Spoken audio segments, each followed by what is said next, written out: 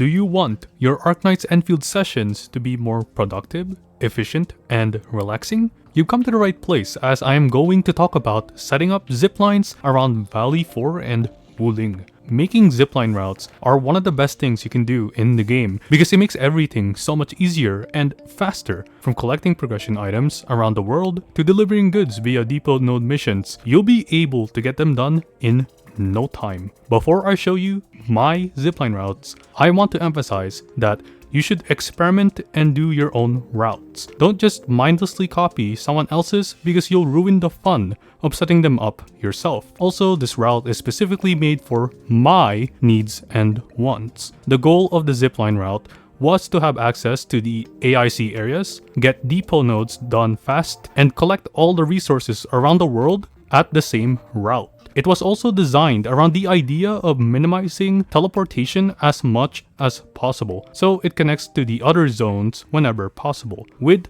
my design, I only need to teleport about 4 times, and I start my routine from the AIC factory. So, what zones are connected in my route?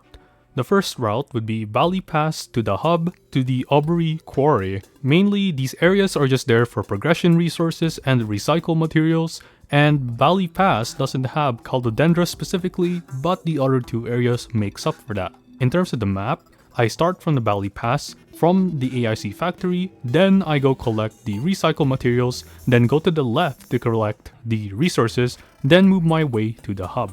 Now at the hub, I come from the Valley Pass and I move my way to the AIC factory to the top right for the resources, then move down to the bottom left to gather the recycling materials and progression materials respectively, then zipline my way to Aubrey Quarry while collecting the resources on the way there. Going into Aubrey Quarry, I dismount from the zipline as I couldn't find a way to connect the bottom zipline to the top. I know, quite tragic. So I climbed up the rope and collect the resources on the left side of the map before ziplining my way to the recycle station, collecting everything else on the way, and then teleporting to the Originium Science Park. This is where the second route is, Originium Science Park and Origin Load Spring.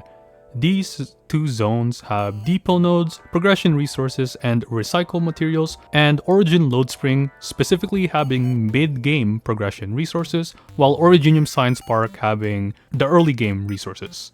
At the Science Park, I can start either at Route 5 where Fabian Collins is, or at the AIC factory. Either way, I would do depot node first, then collect everything else on the way as I head to Origin Load Spring. Yes, it doesn't give you as much stock bills, but it's the fastest way to get credits while doing other people's deliveries. This is good when you're short on time, but moving on. Going in from the Science Park, you get to admire a beautiful view on the way down to the mining camp. The way I would do my routine here would be the exact opposite of the Science Park, however. As in, I would collect all the recycling stations and progression resources first, then head to the depot node where I can cash in on stock bills and credits. Then I would teleport to the power plateau. And here is the last zipline route in Valley 4. It's specifically just the power plateau, and what the power plateau has is depot nodes, mid-game progression resources, and recycle materials, except it's built different because it's isolated and alone. So from the power plateau, I start in the AIC factory, and to be honest, it's just up to my mood which tasks I do first. It doesn't really matter here, as you circle the entire place, and doing deliveries tend to just be where the resources would be anyways, so it really doesn't matter. Power Plateau is very fun. Anyways, moving on to Wuling. The Wuling zipline route would be Jinyu Valley plus Wuling City. They connect to each other, so hey, why not, right? For Jinyu Valley, it's for progression resources and recycle materials. It doesn't have the depot node, unfortunately. But for Wuling City, it does have the depot node, which means you can cash in on those credits and stock bills. But it's mainly there for ascension materials, recycle materials, and Vitodendra specifically. I don't know why it's there. And I don't know why it's just Vitodendra, but hey, it is what it is. So, in Jingyu Valley, where I would begin my journey in Qingbo Stockade, because it is the order of the Supreme and Mighty Chief Tangtang. So first, I go down to collect the recycle stations and resources down in the bottom, and then go back up to the top left to collect the resource there, then move my way up to Wuling City. In Wuling City, as for the Supreme Chief's orders, I shall collect food and materials for the stockade. As you can see, this is another circle situation again, except I actually would go to the depot node ASAP and get that started while I collect all the resources, multitasking in a nutshell. On topic, the circle makes it quick and easy to do all the tasks I need around the zone. Then here's the top part. It's connected to the AIC factory just in case I ever wanted to start there. Why would I ever consider starting there when the Supreme and Mighty Chief Tanta? Now that I have shown you these zipline routes, here is where I make things interesting. Remember when I said you should experiment and do your own routes? Well, here's an example of me planning the zipline routes. This is the map of the zipline from Wuling City before I changed it. Notice that I changed it to go through the outskirts instead of going through the field logistics depot like what I did here originally. That decision was because I only used 3 ziplines cutting through the outskirts instead of 4 going into the field logistics depot, so I ended up changing it.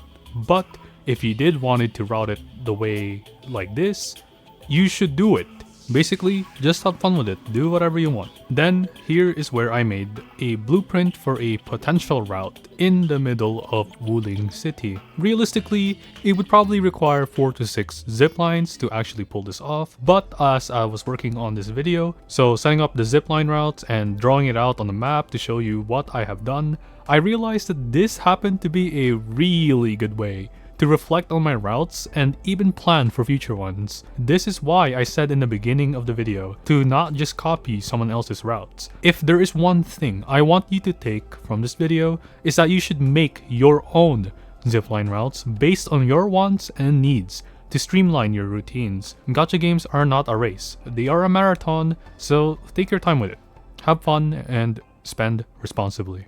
Okay, I was going to end the video there, but there's an elephant in the room that I really need to address. First of all, thank you so much for 14 subscribers. I literally just woke up and the next thing you know, there's a spike in my subscriber count. That was actually kind of insane, bro. I noticed too that it's coming from my exploration in Endfield video, which is actually pretty funny considering the fact that I just crashed out about how people were complaining about the wrong things about the exploration in Endfield. The overwhelming amount of support in that video is actually insane. Like, I'm just happy, like, you know, like I can't really say much about that, like, apart from I'm really happy. And I'm really thankful that you guys are actually discussing this with me, because, like, you know, I love discussions like this.